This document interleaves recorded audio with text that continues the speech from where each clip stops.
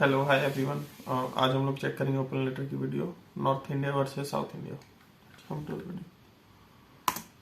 Southern states को तो इस तरह की पॉलिसी का फायदा मिल गया, उनकी इकोनॉमी तो इंप्रूव हो गई और जो नॉर्दर्न स्टेट में फैक्ट्रीज थी वो यहाँ से चली गई। तो अब इस तरह के आर्गुमेंट आने लगे कि भाई आप ऐसी पॉलिसी बनाओ जिससे हमें फायदा मिले, हमें तो कोई फायदा ही नहीं मिल रहा है। अपना इंडस्ट्रियलाइजेशन कर लिया, खूब पैसे कमा लिए, अब उनके पास पैसे आ गए तो डेवलपिंग नेशन से कहते हैं कि अब हर महीने आके मिलाओ कि तुम्हारा कार्बन एमिशन कितना है, मेरा कितना, तुम्हारा मेरे से ज्यादा नहीं होना चाहिए। तो सोच के देखो ये कितनी स्टूपिड बात है ये कहना कि जो स्टेट्स ऑलरेडी रिच हैं उनको और ज्यादा पैसे मिलने चाहिए। और अब जो मैं कहने जा रहा हूँ थोड़ा शॉकिंग लगेगा, लेकिन नॉर्दर्न स्टेट्स को ज्यादा फंड मिलने से सदर्न स्टेट्स का ही फायदा है। और कई बार मैंने लोगों को ये बोलते हुए सुना है कि अगर सदर्न स्टेट एक अलग से देश हो जाए तो वो कितना डेवलप्ड देश हो जाएंगे। मैं आपको बताऊं, एक दिन लगेगा वो बैंकरप्ट हो सकते हैं। देखो भाई, मैं किसी पे उंगली नहीं उठा रहा हूँ, बस थोड़ी सी सच्चाई बता रहा हूँ। तो ऐसे मोरल हाई ग्राउंड रखने वालों को ये बताना जरूरी है कि चूरन आप भी सेम बेच रहे हो, बस आपका पैकेट ही तो अलग है।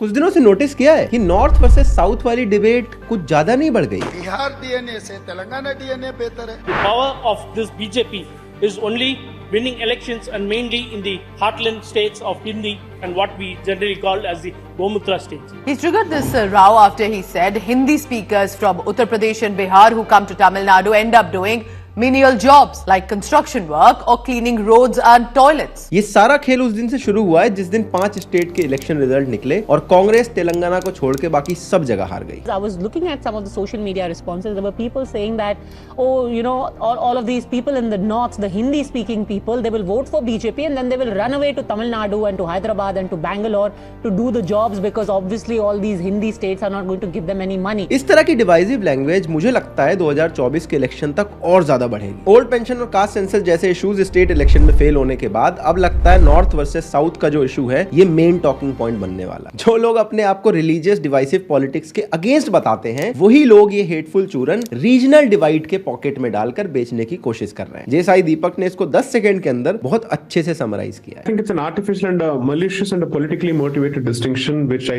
think is meant to sow the seeds of balkanization of Bharat on pseudo ethnocentric lines, and I think this needs to be countered as soon as possible. ऐसे लोगों के साथ तो लॉजिकली बात करने का कोई फायदा है ही नहीं, लेकिन ये जो नॉर्थ वर्सेस साउथ का डिस्कशन चलता है ना, इसमें कुछ सेंसिबल आर्गुमेंट भी आते हैं, इनको डिस्कस करना बहुत जरूरी है। जैसे कि एक आर्गुमेंट आता है टैक्स कंट्रीब्यूशन का। For every 1 rupee of tax contributed by Uttar Pradesh, that state receives 1 rupee 79 paise back from central taxes. Tamil Nadu puts 1 rupee and we get 30 to 35 paise back. ये बात सिर्फ तमिलनाडु की नहीं है, भारत के सारे सदर्न स्टेट का यही आर्गुमेंट रहता है कि हम जितना कंट्रीब्यूट करते हैं उसके बदले हमें उतना रिवॉर्ड नहीं मिलता है। 59 crores to the southern railways and the northern railways is 13,200 crores. तो आ जाओ फिर इस नॉर्थ वर्सेस साउथ वाली डिबेट को थोड़ा अच्छे से समझने की कोशिश करते हैं और ये देखते हैं कि भैया इसमें कितने फैक्ट है और कितना प्रोपेगेंडा है। पहले मैं आपको एक एक करके सदर्न स्टेट्स के आर्गुमेंट बताऊंगा और सेकंड पार्ट में बताऊंगा कि इन आर्गुमेंट्स के पीछे की असली सच्चाई क्या है। वैसे एक तरह से देखें तो नॉर्थ वर्सेस साउथ की डिबेट काफी डेकेड से चली आ रही है और मोस्टली ये पॉलिटिक्स की वजह से ही चलती है, लेकिन इसमें सबसे बड़ा बवाल हुआ था 2017 में जब 15th फाइनेंस कमीशन की रिकमेंडेशन आई। इन रिकमेंडेशन ने बोला कि किस स्टेट को कितना पैसा सेंटर से मिलना चाहिए, इसके लिए हम 2011 की पॉपुलेशन का यूज करेंगे। ये बाहर आते ही सदर्न स्टेट्स के सारे लीडर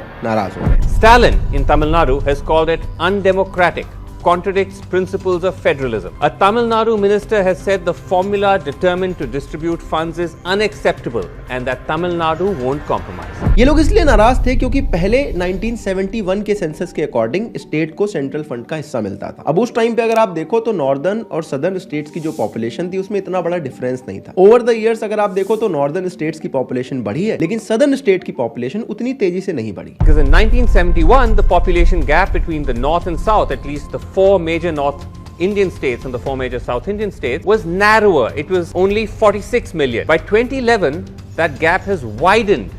It's almost 200 million. इसीलिए 2011 की सेंसस का डेटा यूज करने से सदर्न स्टेट का जो शेयर था सेंट्रल फंड्स में वो कम हो गया। सदर्न स्टेट्स का कहना था कि हमने तो पॉपुलेशन कंट्रोल की पॉलिसी फॉलो करी, इसके लिए आपको हमें रिवॉर्ड करना चाहिए, उल्टे आप हमारा कंट्रीब्यूशन कम करके हमें पनिश करने की कोशिश कर रहे हो। The South contributes about 42,000 crores in direct tax and receives about 22,000 crores, about half from the center. The North, on the other hand, contributes about 15,000 crores and receives 50,000 crores, so almost 300% more. अब तमिलनाडु के finance minister को ले लो, ये कहते हैं कि 20-25 साल पहले हमारी पॉपुलेशन देश में 7% थी, जीडीपी में कंट्रीब्यूशन भी 7% था और सेंट्रल फंड से भी हमें 7% हिस्सा मिलता था। आज के टाइम पर हमारी पॉपुलेशन 6% है, जीडीपी में हमारा कंट्रीब्यूशन 11% पहुंच चुका है, लेकिन सेंट्रल फंड से हमें सिर्फ 4% हिस्सा मिलता है। अगर ऐसा आगे चलता रहा तो ये मामला पूरी तरह से अनस्टेबल हो जाएगा। फंड कंट्रीब्यूशन के बाद पॉलिटिकल रिप्रेजेंटेशन की भी बात आती है, उसमें भी सदर्न स्टेट नाराज दिखाई देते हैं। अभी देश में नई पार्लियामेंट बनी है, इसमें पुरानी के कंपैरिजन में ज्यादा सीटें लगाई गई हैं। इस नई बिल्डिंग का फुल यूज पता है कब होगा? 2026 के बाद, क्योंकि तब होगा देश के अंदर डीलिमिटेशन और इससे सदर्न स्टेट्स का जो पॉलिटिकल रिप्रेजेंटेशन है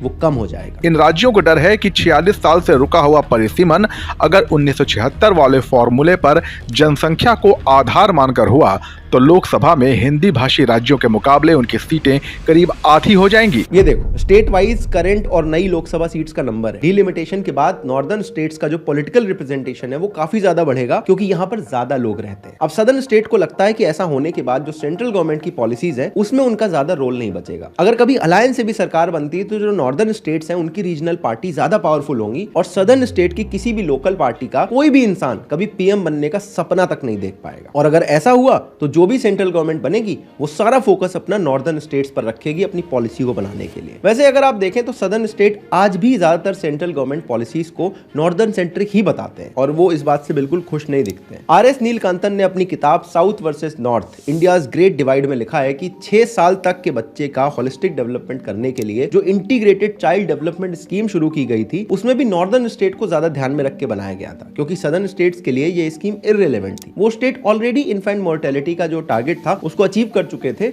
और इसलिए वहां पर इस स्कीम का कोई फायदा नहीं हो सकता। ऐसी बात वो कहते हैं एजुकेशन स्कीम को लेकर भी। अब एजुकेशन स्कीम में फर्स्ट स्टेज होती है कि भैया बच्चों को स्कूल लाओ, उन्हें मिड डे मील खिलाओ और सेकंड स्टेज होती है उनका लर्निंग आउटकम को इंप्रूव करने के लिए। ये भी नॉर्दर्न स्टेट को ध्यान में रख के बनाई गई जो कि अभी तक फर्स्ट स्टेज में फंसे हुए हैं क्योंकि जो सदर्न स्टेट है वो ऑलरेडी सेकंड स्टेज पर प्रोग्रेस कर चुके हैं। इस वजह से जो सदर्न स्टेट को इस स्कीम के अंदर फंड मिलते हैं वो उसको ज्यादा यूज नहीं कर पाते। इसके अलावा एक स्कीम है पीएम किसान योजना जो कि बहुत सारा फंड एग्रीकल्चर सेक्टर को देती है। नॉर्दर्न स्टेट में एग्रीकल्चर कंट्रीब्यूशन सबसे ज्यादा है, इसीलिए इस स्कीम का भी ज्यादातर जो फायदा है वो नॉर्दर्न स्टेट को मिलता है। और इस तरह की बहुत सारी ऐसी स्कीम है जिसको देखकर सदर्न स्टेट के जो लीडर्स हैं उनमें एक सेंटीमेंट बन गया है कि भैया सेंट्रल गवर्नमेंट इतनी सारी पॉलिसीज बना रही है लेकिन ज्यादातर जो पैसा इसमें जा रहा है उसका फायदा सिर्फ नॉर्दर्न स्टेट्स उठा पा रहे हैं। अब ये तो हो गए वो कुछ मेन पॉइंट जो ज्यादातर सदर्न स्टेट के लीडर आपको बोलते हुए दिख जाएंगे, लेकिन आप थोड़ी बात करते हैं कि भैया इन आर्ग्यूमेंट्स में दिक्कत क्या है। पॉलिसी पे अपनी बात खत्म हुई थी ना, वहीं से शुरू करते हैं। सदर्न स्टेट ये देखना भूल जाते हैं कि उनकी जो इकोनॉमिक ग्रोथ हुई थी वो भी एक सेंट्रल पॉलिसी की वजह से ही हुई थी। इसका नाम था फ्रेट इक्वलाइजेशन पॉलिसी। 1952 में पॉलिसी आई थी। इसके पहले तक बिहार, बंगाल अगर आप देखें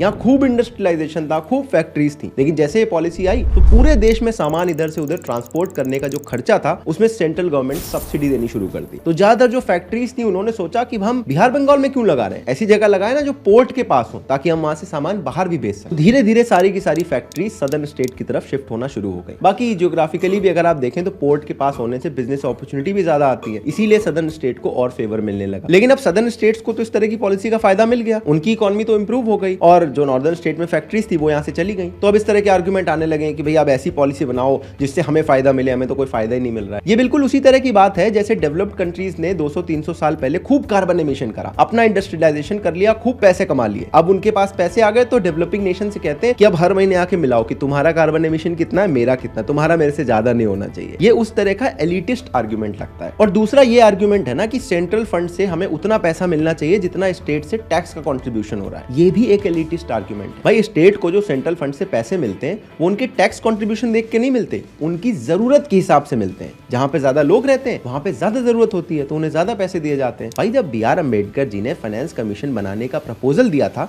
तब भी तो उन्होंने यही बोला था कि स्टेट को फंड मिलेगा उनकी पॉपुलेशन के हिसाब से, यानी उसकी जरूरत के हिसाब से। एक बार सोच के देखो अम्बेडकर जी ने ऐसा क्यों किया होगा। बड़ी सिंपल सी बात है, घर में 2 भाई रहते हैं, एक बहुत ज्यादा पैसे कमाता है, एक कम पैसे कमाता है। कम पैसे वाले के 4 बच्चे हैं, बहुत ज्यादा जो कमाता है उसका 1 बच्चा है। तो जो घर के बड़े बूढ़े होंगे, जो कम पैसे कमा रहा है, जिसके यहाँ ज्यादा बच्चे हैं, ज्यादा रिक्वायरमेंट है, उसको ज्यादा पैसे देंगे। जो ऑलरेडी ज्यादा पैसे कमा रहा है, जिसके यहाँ लोग भी कम है, उसको कम पैसे देंगे। उसी तरह से यहाँ पर फंड का एलोकेशन होता है। तो सोच के देखो ये कितनी स्टूपिड बात है ये कहना कि जो स्टेट्स ऑलरेडी रिच हैं उनको और ज्यादा पैसे मिलने चाहिए। और अगर ऐसा करने भी लगेंगे ना तो देश के अंदर जो रिच एंड पुअर स्टेट्स का जो डिवाइड है ये कभी खत्म नहीं होगा, बल्कि और ज्यादा बढ़ता जाएगा। और अब जो मैं कहने जा रहा हूँ थोड़ा शॉकिंग लगेगा, लेकिन नॉर्दर्न स्टेट्स को ज्यादा फंड मिलने से सदर्न स्टेट्स का ही फायदा है। भैया नॉर्दर्न स्टेट जब डेवलप होंगे तो यहाँ के लोग यहीं रहेंगे, कम लोग सदर्न स्टेट्स में माइग्रेट करेंगे, तो जो सदर्न स्टेट्स पे एक्स्ट्रा बर्डन आता है वो भी तो कम होगा। और अभी थोड़े दिन पहले कास्ट सेंसस की डिबेट में मैं सुन रहा था, एक स्लोगन चल रहा था बार बार, जिसकी जितनी संख्या भारी